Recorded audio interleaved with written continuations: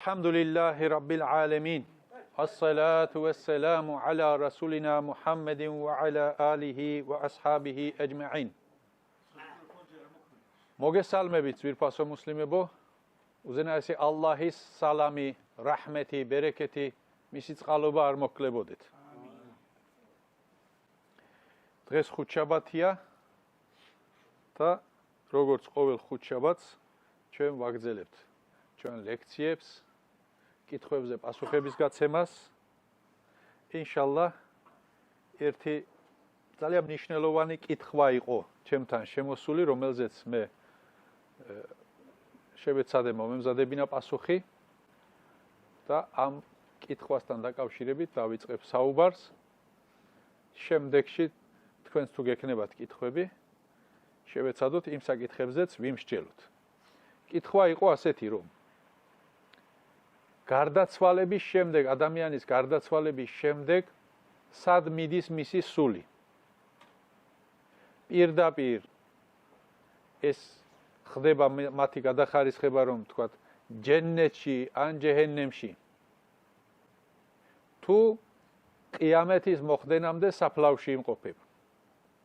ასეთი კითხვა. სიკვდილი ერთადერთი ისეთი საკითხია, რომელზეც არავინ არ დაობს, რომელშიც ყველა დარწმუნებულია, მორწმუნეც და ურწმუნოც, რომ აუცილებლად იქნება, აუცილებლად დადგება ეს დღე ერთ დროს ნებისმიერი ადამიანისთვის. ამაში არავის ეჭვი არ ეპარება. ეს არის ერთადერთი ძლიერი საკითხი, რომელზეც ყველა ადამიანი თანხმდება. როდესაც ადამიანს შეუსრულდება თავისი დრო, რომელიც ალლაჰმა მას დაუწესა ამ ქვეყნად სასიცოცხლოდ, ის ამ ქვეყნიდან გაემგზავრება. ისლამის სწავლების მიხედვით ადამიანის სულის და მისი სხეულის, არსებობა, ცხოვრება სამ პერიოდს, სამ ეტაპს გადის. ერთი არის ამ ქვეყნიური პერიოდი, ამ ქვეყნიური სიცოცხლე, ცხოვრება მისი. მეორე არის ბერზახი, ბერზახი ქვია. და მესამე არის სამოთხეში ჯილდოს სახით ან ჯოჯოხეთში სასჯელის სახით. გარდაცვალებიდან, ადამიანის გარდაცვალებიდან ყიამეთის მოსვლამდე არსებულ პერიოდს ეწოდება ბერზახი. ბერზახი არის შუალედური პერიოდი. ადამიანი რომ გარდაიცვლება, მის სხეულიდან სული ამოვა, იქიდან ყიამეთის მოხდენამდე არსებულ პერიოდს ეწოდება ბერზახი.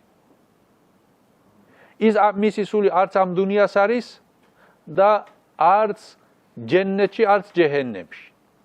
გარკვეულ პერიოდს, ეტაპს გადის. ადამიანის სულს ალლაჰის დავალებული ანგელოზები მიიბარებენ.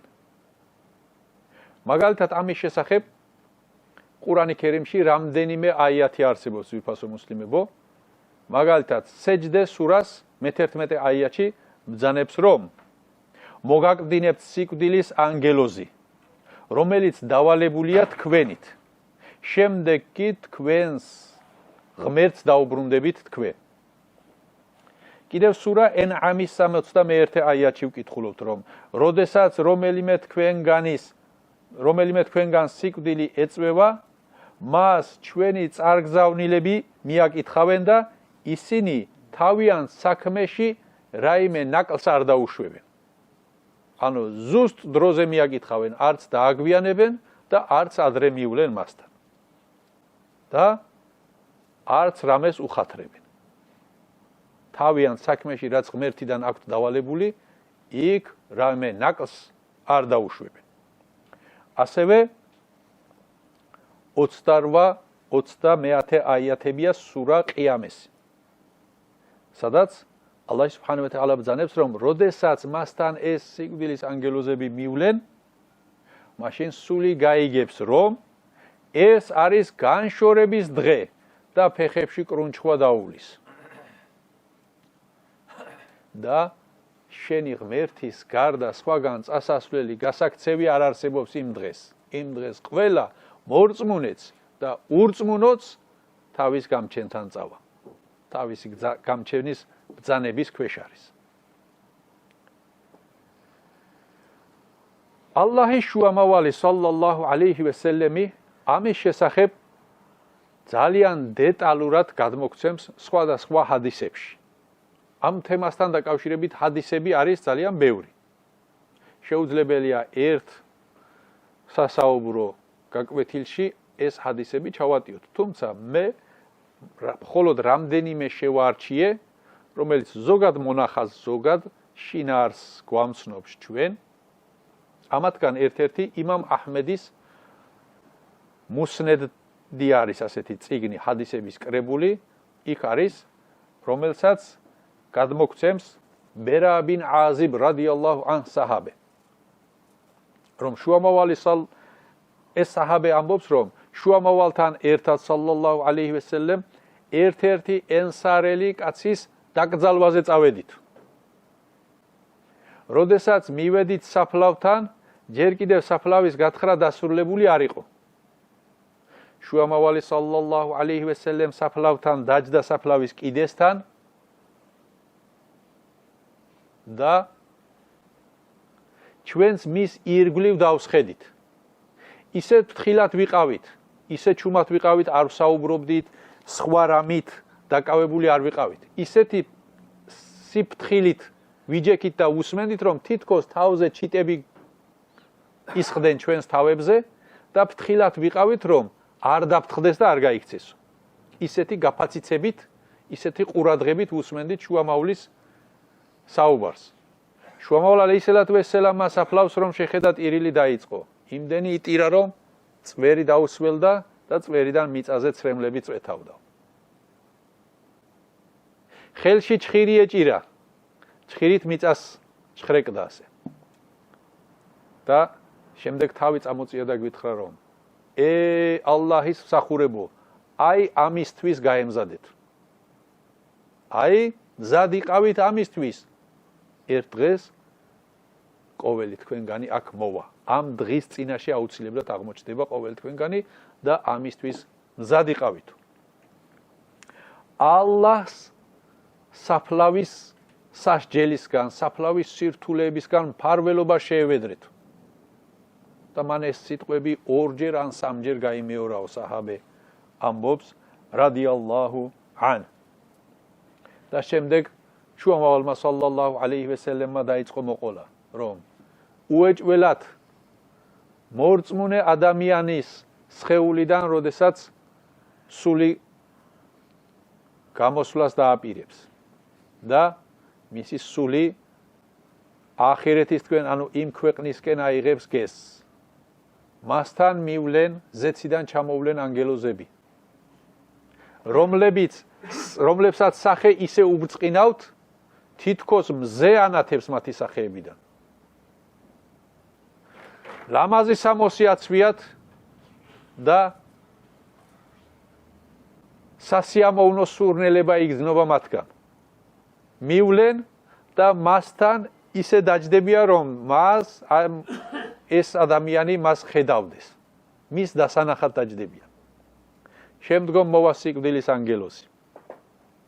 სიკვდილის ანგელოზი მოვა და მას ეტყვის, რომ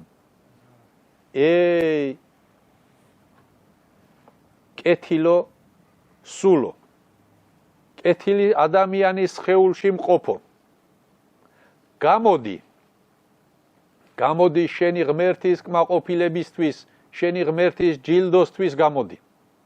ანუ უმახარებლებს მას, რომ ღმერთი შენგან კმაყოფილია და შენი გამჩენის წინაშე შენ ჯილდო გელოდება.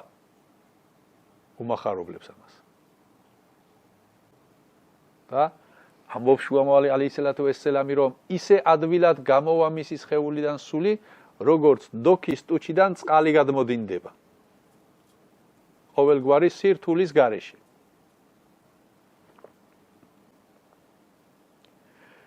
შუამავალი სალლალლაჰუ ალეიჰი ვესელემ ზანებს, რომ როდესაც სული გაშორდება მის სხეულს, ის თვალს გააყოლებს სულს. როგორც კი სიკვდილის ანგელოზი მის სულს მიიბარებს, იქ ყოფი ის მეორე ანგელოზები, რომლებიც ზეციდან ჩამოვიდნენ მასთან, პირველად, ისინი მაშინვე გამოართმევენ ამ სულს, სიკვდილის ანგელოზს. ჯენნეთიდან მოტანილ ქეფენში შეახვევენ და ლამაზ სურნელოვან ადგილას მოათავსებენ. მისგან ისეთი ლამაზი სუნი გავრცელდება, ისეთი სასიამოვნო სუნი გავრცელდება, რომ მთელ დედამიწას მოედება. ანგელოზები ამ სულს ზეცისკენ აამაღლებენ, თანდათან წაიღებენ ზეცისკენ. გზად მიმავალი ისე არ ჩაუვლიან ანგელოზების რომელიმე კრებულს, რომ მათ არ იკითხო, რომ ეს ლამაზი სურნელობა რა არის, საიდან მოდის, ვისია, ვის ეკუთვნის.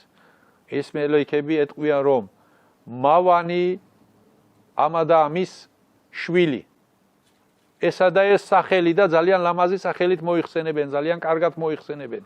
ესა და ეს გარდაიცვალა და მისმა სულმა დატოვა ეს სურნელება. ასეთნაირად მიაღწევენ ზეცის, ამ ქვეყნიური ზეცის კარიბჭეს, სადაც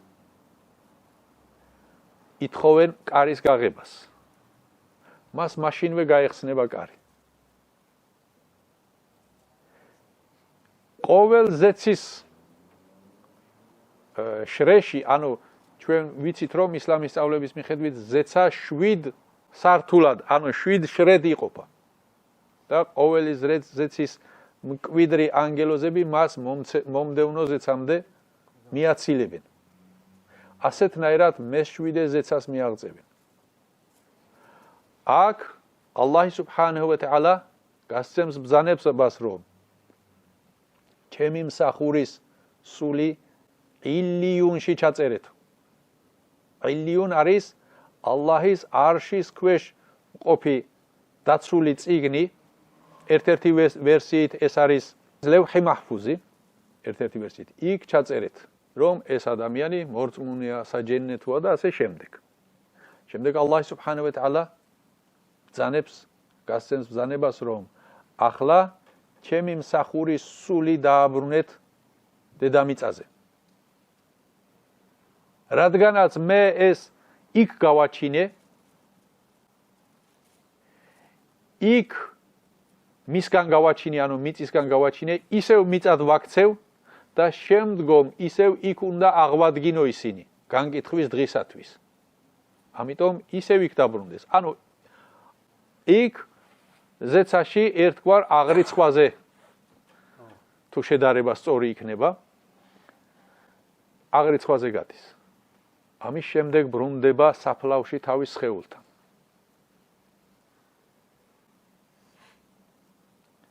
როდესაც საფლავში მიჰყავთ მისაბარებლად, თუ კი საჯენნეთოა ეს ადამიანი, ამ შემთხვევაში რა ხდება, თუ კი საჯენნეთოა, შუამავალი სალლალლაჰუ ალეიჰი ვასალამ ბრძანებს, რომ ეხვეწება, რომ ჩქარა წამიყვანეთ. ჩქარა წამიყვანეთ, რომ მალე ვეწიო იმ ჯილდოს, იმ ნიამეთს, რაც ალლაჰმა ჩემთვის გაამზადავ. ხოლო თუ ცუდი ადამიანია, თუ საჯეჰენემოა, შუამავალი ალეიჰი ვასალამ ბრძანებს, რომ ტირის, ყვირის, რომ სად მიგყავთ ჩემი თავი? რატომ გეჩქარებათ? შემაყოვნეთ და ასე შემდეგ, რომ არ უნდა იმ სასჯელთან მალე მისვლა. როდესაც სული ჩამოვა საფლავში, დაუბრუნდება თავის სხეულს. ოღონდ დაუბრუნდება ისეთნაირად არ გავიგოთ, რომ როგორც ცოცხალ ადამიანში არის ისეთნაირად არა.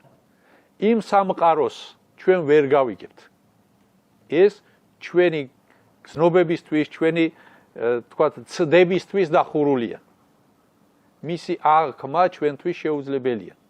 მხოლოდ და მხოლოდ ჩვენ ის ვიცით, რაც ყურანში გვაქვს გადმოცემული, ან ალლაჰის შუამავალმა გვიამბო. სხვა იმის იქეთ ცდებს და დაკვირვებებს არ ექვემდებარება.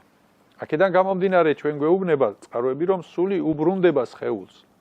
მაგრამ ეს იმას არ ნიშნავს, რომ ჩვეულებრივი სიცოცხლით ცოცხლდება და ცოცხლობს იქ. მასთან მივა ორი ანგელოზი შუამავალ ალეისალათუ ვესელამის მონათხრობის თანახმად. ერთი თავთან დაჯდება მისი მეორე ფეხებთან. და მას ეტყვიან რომ ვინ არის შენი ღმერთი? ის ეტყვის ალლაჰი. ვინ არის რომელია შენი რჯული? ის პასუხობს ისლამი. რას გვეტყვით იმ ადამიანის შესახებ, რომელიც თქვენთან ღმერთმა წარმოგზავნა? ის ეტყვის რომ ის ალლაჰის შუამავალია. ალლაჰის მსახური და შუამავალია. და შენ რა იცი რომ ეს ასეა, ეს სიმართლეა? ის ეტყვის რომ მე წავიკითხე ალლაჰის წიგნი, ვირწმუნე და დავამოწმეო. აქედან ვიცია. ამ დროს ზეციდან გაისმის ხმა, რომ ჩემმა მსახურმა სიმართლე თქვა. მას 64-დან საწოლი გაუშალეთ. 64-ის საწოლი გაუშალეთ. დააჯილდოვეთ 64-ის სიკეთეებით. და 64-ისკენ კარი გაუხსენით. ანუ ნახოს თავისი სამყოფელი 64-ში. რა ელოდება მას 64-ში. და ამ დროს ის 64-ის სურნელება, ის ნეტარება მასაც ეწევა. თუმცა ჯერ კიდევ ყიამეთის დადგომამდე, ანუ ქვეყნიერების დაქცევამდე, განკითხვის დღის დადგომამდე ის დაჰყოფს საფლავში. თუმცა საფლავში კეთილი ადამიანები დაჯილდოვდებიან, ბოროტები დაისჯებიან. ოღონდ ეს სასჯელი, ეს ჯილდო არის ძალიან მცირე იმასთან შედარებით, რაც მათ განკითხვის დღის შემდეგ ელოდებათ. როდესაც ეს ადამიანი ამ ყველაფრის შესახებ შეიტყობს, ეტყვის რომ ცოტაოდენი დრო მომეცით. წავალ ჩემს ოჯახს შევატყობინებ, რომ მე კარგად ვარ, ჩემზე ნერვიულობდნენ, ტიროდნენ, გლოვობდნენ და ასე შემდეგ. ეთქვიან არა. აქ მოსული უკან ვეღარ დაბრუნდება. მაშინ ღმერთს ვედრებას დაუწყებს, რომ ღმერთო, მალე მოხდეს ყიამეთი, ანუ მალე დადგეს ქვეყნიერების დაქცევის საათი, რათა მე ჩემს ოჯახს შეუერთდე, ჩემს ქონებას იმ ჯილდოს წყალობას ვეწიო, რაც ალლაჰმა ჩემთვის გაამზადა ჯენნეთში. ქონებას ვამბობს, იმიტომ რომ ადამიანი ამ ქვეყნად რასაც გაიღებს ალლაჰის ხათრით, რასაც დახარჯავს ალლაჰის გზაზე, ეს იმას ნიშნავს, რომ მან იმ ქვეყნად გაგზავნა, რომ იქ რომ მივალ დამხვდეს. ამიტომ მორწმუნე ადამიანს აქედან გაგზავნილი აქვს ბევრი ქონება და ახლა უნდა რომ ეჩქარება, რომ რაც შეიძლება მალე მივიდე, მალე ვნახო ისა. მეორე მხრივ შუამავალ ალეისალათუ ვესელამი ისევ აგრძელებს მოყოლას, რომ როდესაც ურწმუნო ადამიანის სიკვდილის დრო დადგება, ანუ სულის განშორების დრო დადგება, მასთან ზეციდან ჩამოვლენ ანგელოზები, რომლებიც სახეზე შავი შესახედავი არიან. თან მოიტანენ ქეფენს, რომელიც არის უხეში და ცუდი სუნი აქვს. მივლენ და დასხდებიან ისეთ ადგილას, სადაც თვითონ ადვილად დაინახავს. ამ დროს მოვა სიკვდილის ანგელოზი და ეტყვის მას, მის თავთან დაჯდება და ეტყვის, ey ცუდო სულო, ცუდი ადამიანის სხეულში მყოფო, გამოდი ალლაჰის სასჯელისთვის და რისხვისთვის. და მას ისე ამოგლიჯავს სულსო, ამბობს შუამავალ ალეისალათუ ვესელამი, როგორც სველ მატყლში მცენარის ეკლიანი მცენარის ბირკა. ანუ ასე ხოზიკები ნარები რომ არიან, ასე ნარას თავი ხომ არის, ეკლიანი ის რომ წარმოიდგინეთ ხვარს რომ მიეკრობა მატყლში, ის მატყლი დასველდება და შემდგომ იმას რომ გამოაძრობ, ხომ გამოიგლიჯება შიგნიდან, ადვილად არ გამოვა. ისე რთულად ამოგლიჯავს.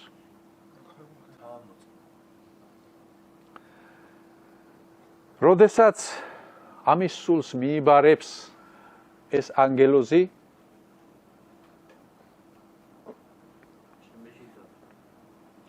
იქ ყოფი მეორე ანგელოზები მაშინვე გამოართვამენ ამ სულს, იმ უხეშ ქეფენში შეახვევენ და წაიღებენ ზეცისკენ. თუმცა მისგან ისეთი ცუდი სუნი გავრცელდება დედამიწაზე, დედამიწის ზურგზე იმაზე უფრო ცუდი სუნი არ არსებობს. გზაში ანგელოზები კითხულობენ რომ ეს რა ცუდი სუნია, საიდან მოდის? ესენი პასუხებენ რომ მავანი, ამას და ამის შვილი ასეთი ცუდი კაცი ცუდი სახელით მოიხსენებენ, გარდაიცვალა და იმის სუნია. ასეთნაირად მიადგებიან ამ ქვეყნიური ზეცის კარიბჭეს და იქ კარის გახსნას ითხოვენ, თუმცა კარი არ გაიხსნება. ალლაჰი სუბჰანაჰუ ვა თაალა ბრძანებს ყურანი კერიმში რომ ვინც ურწმუნოა მათ ზეცის კარიბჭე არ გაეხსნებათ და ვერ შევლენ სამოთხეში ვიდრე აკლემი არ გაძრება ნემსის ყურწში. შემდეგ ალლაჰი სუბჰანაჰუ ვა თაალა გასცემს ბრძანებას რომ მისი სახელი წაიღეთ და დედამიწის ქვესკნელში სიჯინში ჩაწერეთ და იქიდან გადმოისვრიან. ამის შესახებაც აეთი გვაქვს წმინდა ყურანში, რომ ალლაჰი სუბჰანაჰუ ვა თაალა ბრძანებს რომ ვინც თანაუზიარებს ალლაჰს, ანუ შირკს ჩაიდენს, ის ისე შეიქმნება თითქოს ზეციდან გადმოაგდეს და ჰაერში ჩიტებმა წარიტაცეს, ან ქარმა წაიღო ძალიან შორს და გადააგდო, ისეთ ფორმაში ჩავარდება ეს ადამიანიო. ეს არის სურა ჰაჯის 31 აიათი. ამგვარად ის დაბრუნდება საფლავში თავის სხეულთან. როგორც კი სხეულთან მივა, იქ მასთან მიდიან ანგელოზები. ამ ანგელოზების სახელი, ერთის სახელი არის მუნქერი, მეორესი ნექირი. და ისევ იგივე ფორმით იწყება დაკითხვა. ვინ არის შენი ღმერთი? ის დაიწყეს ბორძიკებას. ჰა და ენას ვერ ამოიღებს. ბოლოს იტყვის არ ვიციო. ვინ არის, რომელია შენი რჯული? ის დაიწყებს კიდევ და ვერ ამბობს სიტყვას, არ ვიციო ამბობს. შემდეგ ეტყვიან, რას გვეტყვი ადამიანის შესახებ, რომელიც ღმერთმა თქვენ შორის წარმოგზავნა. შუამავალზე ეკითხება. ის ეტყვის, არ ვიცი. ხალხი ამბობდნენ ალლაჰი შუამავალიაო, მეც ის გავიმეორე, რაც ხალხმა თქვეს. მეტი სხვა არაფერი არ ვიცი. ანუ ფორმალურად მიყვებოდა. კი არ სწამდა ნამდვილად. გულით არ სწამდა, სიტყვით ამბობდა. ამ დროს ალლაჰი სუბჰანაჰუ ვა თაალა გასცემს ბრძანებას, რომ ტყუის ეს ადამიანი. მას ჯეჰენემიდან მოუტანეთ საწოლი და გაუშალეთ. და ჯეჰენემისკენ კარი გაუხსენით. მართლაც ასე მოიქცევიან. და საფლავი იმდენად შევიწროვდება, რომ ნეკნები ერთმანეთში გაუერთიანდება ამ ადამიანს. ხოლო პირველი შემთხვევაში, ანუ საჯენნეთოს შემთხვევაში, იმდენად გაუფართოვდება საფლავი, რომ თვალსაწიერი ვერ გასწვდება მისი.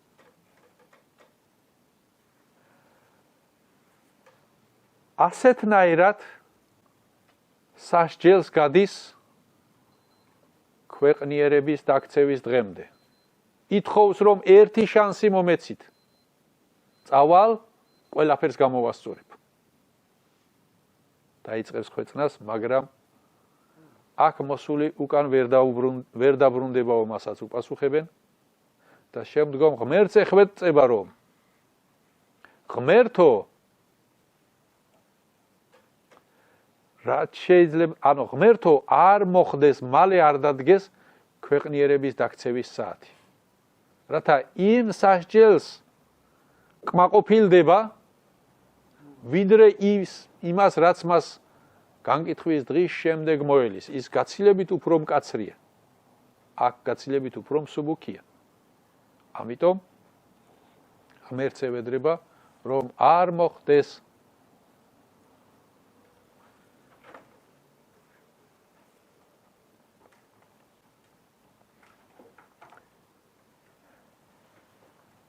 რა თქმა უნდა, ეს ყველაფერი არის ზოგადი მონახაზი. თორემ როგორც ყველა ადამიანი ამ ქვეყნად თავისი ცხოვრებით განსხვავდება. ზოგი მეტ მადლს აკეთებს, ზოგი ნაკლებს, ზოგი მეტ ცოდვებს ჩადის, ზოგი ნაკლებს. ზოგს სწამს ღმერთის ერთობა, მაგრამ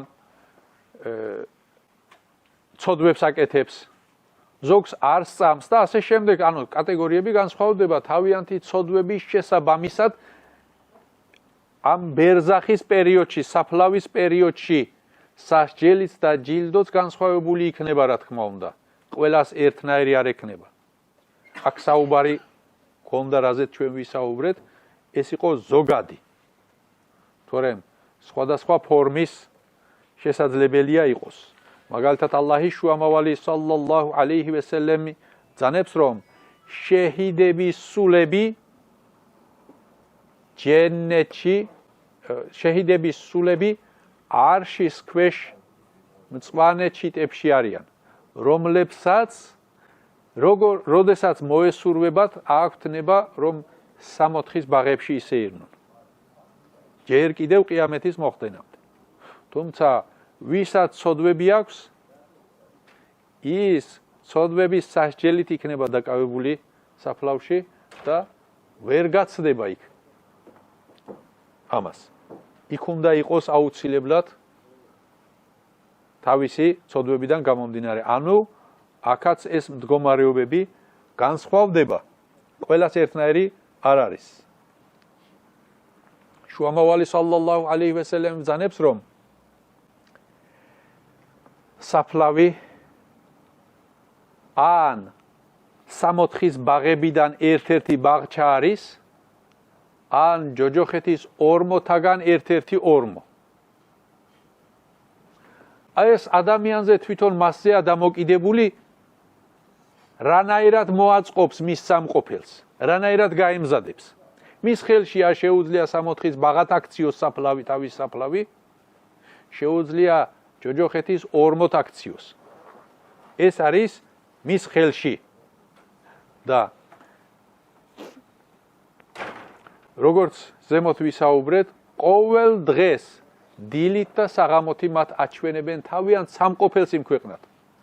თუ საჯეჰენემო იქნება ჯეჰენემში, თუ საჯენნეთო იქნება ჯენნეთში. ალლაჰი სუბჰანაჰუ ვა თაალა ყურანი კერიმში ძანებს, რომ ცეცხლს წარუდგენენ ყოველ დღე დილით და საღამოთი, ხოლო ქვეყნიერების დაქცევის დღეს ფარაონის ოჯახი უფრო მკაცრ სასჯელში იქნება შეყვანილია. ჯერ ქვეყნიერების დაქცევა, ანუ ყიამეთი არ დამდგარა, მაგრამ ალლაჰი სუბჰანაჰუ ვა თაალა ბრძანებს, რომ ფარაონის ოჯახს და ზოგადად ქაფირებს ყოველ დილით და საღამოთი ცეცხლს წარუდგენენ, აჩვენებენ მის სამყოფელ ადგილს.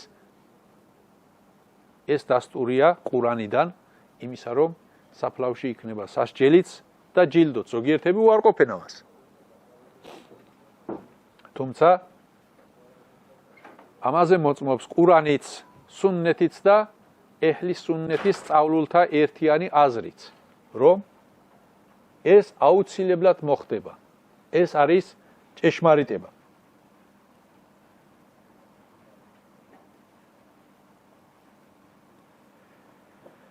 ალლაჰის შუამავალი სალლალლაჰუ ალეიჰი ვესელემი ყოველი ნამაზის შემდეგ ალლაჰს ევედრებოდა საფლავის სასჯელისგან, საფლავის სირთულეებისგან მფარველობას.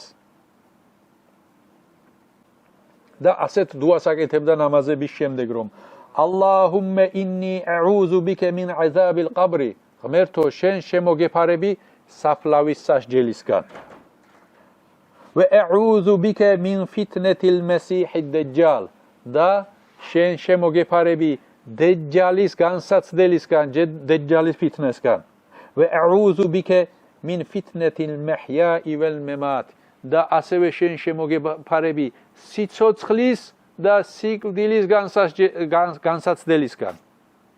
ანუ ჩვენთვის როგორც სიცოცხლეში, ასევე სიკვდილში არის ფიტნა. ფიტნა რას ნიშნავს? რთული განსაცდელიდან გავლა, რომელიც გამოარჩევს მორწმუნეს და ურწმუნოს, მომთმენს და არამომთმენს. ცხოვრების ეტაპზე, სხვადასხვა ეტაპზე, სხვადასხვანაირ სირთულეებს გადაეყრება ადამიანი. ალლაჰ სუბჰანაჰუ ვა თაალა ბრძანებს ყურანში, რომ მე თქვენ აუცილებლად გამოგცდით რით დანაკლისით ქონებიდან. ხანდახან ნახავს რომ ზარალს ნახავს ადამიანი ქონებას და კარგავს.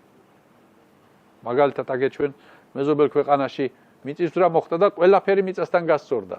მდიდარი კაცი მხოლოდ პერანგის ამარა დარჩა. დაკარგა ყველაფერი. გამოგცდით მე თქვენ სულის დაკარგვით. ანუ რა მოხდება? ახლობელი მოკვდება. ახლობელი გარდაიცვლება. ეს გამოცდა არის ჩვენთვის. მე თქვენ გამოგცდით შვილების ზოგი შვილს დაკარგავს. ან შვილს მიცემს ღმერთი და როგორი აღზრდას მისცემს მას, ესეც გამოცდა არის მისთვის. და ასე შემდეგ, ან შვილს არ მიცემს, უშვილოდ დარჩება და ღმერთი ამასაც ამით გამოცდის, რომ როგორ მოითმენს. ანუ ეს ყველაფერი სიცოცხლის ფიტნეები არის.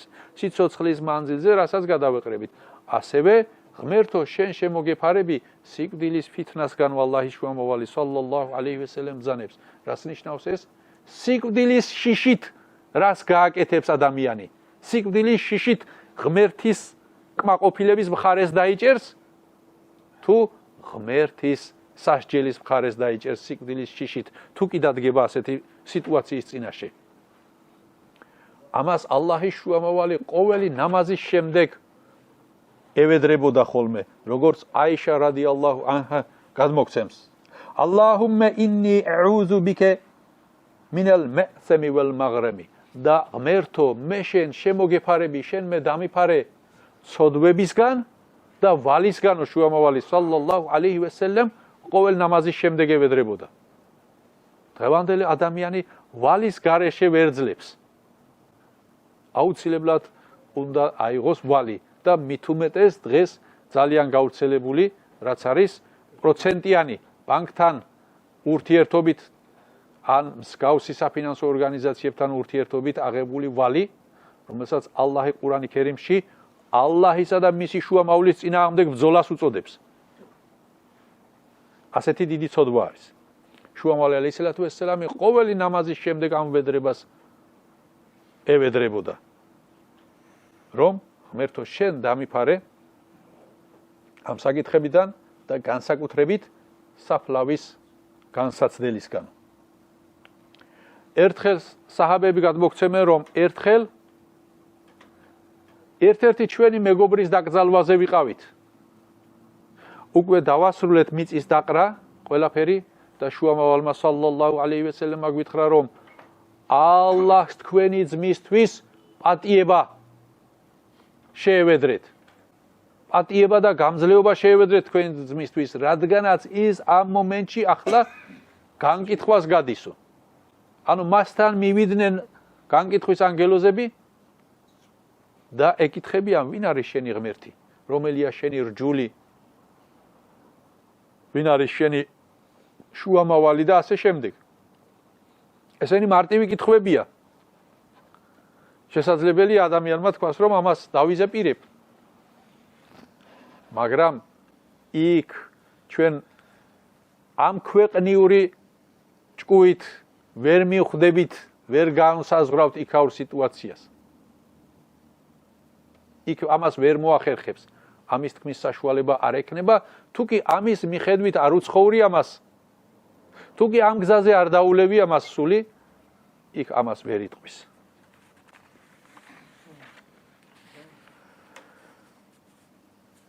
საჰაბეები გადმოგცემენ, რომ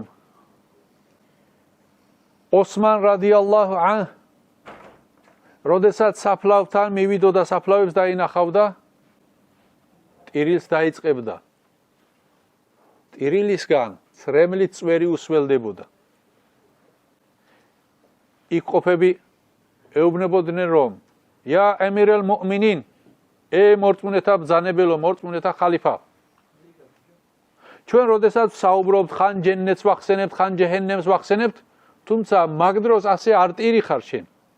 ასეთ ემოციებში არ შედიხარ შენ მაგ დროს, მაგრამ საფლავს რომ ხედავ, რატომ ასეთ ემოციებში შედიხარო?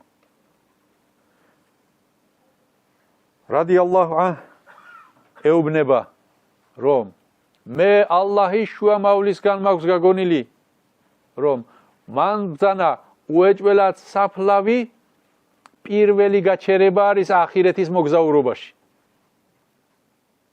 ვინც ამ ადგილს ადვილად გაივლის, უფრო ადვილი იქნება იმის შემდგომ, რაც მოდის. ვინც აქ ჩაიჭრება ამ ადგილს, ანუ საფლავის განკითხვას რთულად გაივლის, მისთვის უფრო რთული იქნება ის, რაც შემდგომში მოდის. ამიტომ ტირი ვარ. და შუამავალი სალლალლაჰუ ალეიჰი ვესელემი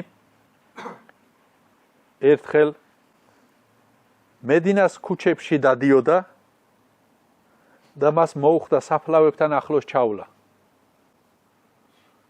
როგორც საჰაბეები გადმოგცემენ რადიალლაჰუ ანჰუმ ეჯმეინ, მას შემოესმა ორი ადამიანის ხმა, რომელიც საფლავში სასჯელს განიცდიდნენ. შუამავალმა ალეისალათუ ვესალამმა იქ ყოფებს უთხრა, რომ ესენი, ეს რა თქმა უნდა შუამავალს ესმოდა, სხვა არავის. ესეც ალლაჰმა მხოლოდ შუამავლისთვის დაუშვა, რათა მას მოეთხრო თავისი მიმდევრებისთვის. თორემ შუამავალი სალლალლაჰუ ალეიჰი ვესალამ ბრძანებს, რომ ადამიანებისა და ჯინების გარდა სხვა ვერავინ გაიგებს ამ ხმას. სხვა დანარჩენ არსებებს ესმით. თუმცა ადამიანის და ჯინების გარდა სხვა არავის არ ესმით. ხო ვისაუბრეთ, რომ საფლავისკენ როდესაც მიყავთ ისინი ტირიან და ეხვეწებიან, რომ ნუ მიყავთ ჩემი თავი, სად მიყავთ და ასე შემდეგ. ეს ხმა რომ გაიგონონ, მათ მიცვალებულს მიაგდებენ და გაიქცევიან. არც ერთი არავინ არ ეპატრონება მას. შუამავალი სალლალლაჰუ ალეიჰი ვესალამ ბრძანებს. მათ უთხრა, რომ ეს ამ საფლავებში მყოფნი სასჯელს გადიან ახირეთში. საფლავის ქვეშ. მაგრამ დიდი რამისთვის, ანუ დიდი რთული საქმისთვის არა, ადვილი, მაგრამ მნიშვნელოვანი საქმისთვის. ამათგან ერთ-ერთი შარდს არ ერიდებოდა, მეორე ადამიანებს შორის სიტყვის მიტან მოტანით იყო დაკავებულიო. შუამავალი სალლალლაჰუ ალეიჰი ვესალამ ბრძანებს. შარდის არმორიდებაში რა იგულისხმება? ნახეთ. სისუფთავე. ჩვენ აქ საუბრისას ვისაუბრეთ, რომ სისუფთავე რწმენის ნახევარია. აბდესი ნამაზის გასაღებია. თუ კი ადამიანი საპირფარეშოთი სარგებლობის დროს შარდზე ფეხზე დამდგარი გადის აქ ბოდიში, მაგრამ მაინც უნდა ვისაუბრო, რადგანაც სარწმუნოების საკითხებში სირცხვილი არ არსებობს. უნდა აიხსნას, რომ იცოდეს ყველამ. ამ შემთხვევაში რა ხდება? ერთი ის, რომ უკან შარვალზე 60-ზე შემოგესხმება ამის საფრთხე არსებობს და ასეთი 60-ით არ ილოცება, რადგანაც ბინძურია ნამაზის ფარზებიდან ერთ-ერთი არის ნეჯასეთთან ტაჰარეთ. ანუ ბინძურისგან სუფთა უნდა იყოს შენი 60-ით, სხეულიც და ის ადგილიც, სადაც ლოცულობ. თუ კი ეს გასუფთავებული არ არის, მაშინ ის ნამაზი პრობლემას შეუქმნის. ასევე ფეხზე დამდგარი, როდესაც ამას აკეთებს, ფიზიოლოგიურად მისი ორგანიზმიდან არ იწურება საკმარისად ის სითხე, რაც გამოდის და შემდგომ, როდესაც ფეხზე ადგება, გაივლის ან აბდესს აიღებს და ნამაზზე დადგება, ნამაზის ლოცვისას. რუქუღზე წავა, სეჯდეზე წავა, ამ დროს ერთი წვეთიც რომ გამოვიდეს მისი ორგანიზმიდან გარეთ, აბდესი მოიშლება. აბდესი მოიშლება, მაგრამ ნამაზს ასე გააგრძელებს. ასეთი ნამაზი, ნალოცი ნამაზი ყაბულად არ ჩაითვლება, თითქოს მას არც ულოცავს. იმას ნიშნავს. და შუამავალის ჰადისებში რაც ბრძანებს სალლალლაჰუ ალეიჰი ვესელემ, რომ იმ ქვეყნად პირველი რაც მოეკითხება ადამიანს ნამაზია. ნამაზი მოეკითხება, მაგრამ მას ნამაზი არ ჩათვლია. ანუ ფაქტიურად არ ულოცავს ისე წერია მის დავთარში. ამ შემთხვევაში რა თქმა უნდა ეს გამოიწვევს სასჯელს. და მეორე საკითხი სიტყვის მიტან მოტანით იყო დაკავებულიო. ანუ რა შობოდა? ჭორაობდა. იმასთან მივა ამან ასე თქვა, ამასთან მივა იმან ისე თქვა, ასეთნაირი საქმით იყო დაკავებული და ამიტომ სასჯელს გადიან. ამიტომ არიან ამ მდგომარეობაში. ჰადისის გადმომცემი საჰაბე რადიალლაჰუ ანჰუ ამბობს, რომ შუამავალმა სალლალლაჰუ ალეიჰი ვესელემ ითხოვა ხის ნედლი ტოტი. მას მიუტანეს ხურმის ტოტი, შუაზე ორ ნაწილად გადატეხა, ერთი ერთ საფლავზე დაარჭო და მეორე მეორეზე. შემდეგ თქვა, რომ ვიმედოვნებ, რომ სანამ ესენი ნედლი იქნება, მანამდე ალლაჰი მათ სასჯელს შეუმსუბუქებს. ისლამის სწავლულები განმარტავენ, რომ სინედლეში ის იგულისხმება, რომ ყოველი ნედლი და ცოცხალი არსება, მცენარე, ქვა და ასე შემდეგ ალლაჰის ზიქრს აკეთებს, ალლაჰს ადიდებს თავისებური ენით, თავისი მდგომარეობით, ან ალლაჰის მიერ მისთვის მინიჭებული ფუნქციის მორჩილად შესრულებით ის ალლაჰს ადიდებს. ალლაჰის ზიქრს აკეთებს. და სხვა ჰადისებიდან კიდევ ვიცით, რომ სადაც ალლაჰის ხსენება ხდება, სადაც ალლაჰის ზიქრი კეთდება, იქ ალლაჰის სასჯელი არ ჩამოვა. ალლაჰი დროებით შეაჩერებს თავის სასჯელს. ასეთ ახსნას აკეთებენ ამ ჰადისთან დაკავშირებით ისლამის სწავლულები. უზენაესმა ალლაჰმა სუბჰანაჰუ ვა თაალამ გვამყოფოს იმ ხალხთა რიგებში, რომლებმაც საფლავის დაკითხვა, საფლავის პერიოდი წარმატებით გაიარეს. ალჰამდულილლაჰი რაბბილ ალემინ. الصلاة والسلام على رسولنا محمد وعلى آله وأصحابه أجمعين.